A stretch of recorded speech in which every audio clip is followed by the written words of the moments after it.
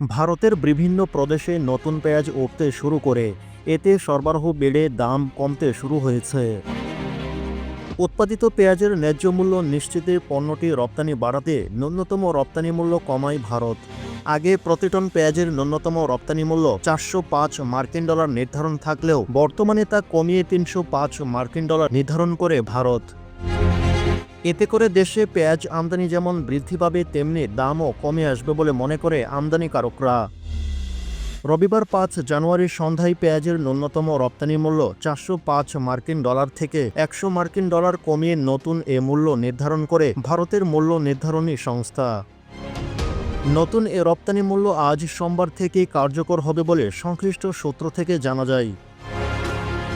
ভারতের Hili Sealand agent Anil সরকার বলেন, এতদিন ভারত থেকে বাংলাদেশে পেঁয়াজ রপ্তানি ক্ষেত্রে প্রতি টন পেঁয়াজের ন্যূনতম রপ্তানি মূল্য ছিল 405 মার্কিন ডলার। এর কমে কোনো এলসি গ্রহণ করেছিল না। সে অবস্থা থেকে বর্তমানে রপ্তানি মূল্য 100 ডলার কমিয়েছে ভারত সরকার। এখন থেকে প্রতি টন পেঁয়াজ 305 মার্কিন ডলার মূল্যে এলসি গ্রহণ করা হয়। তবে পেঁয়াজ রপ্তানি ক্ষেত্রে যে রপ্তানি শুল্ক সেটি আগের মতোই থাকবে।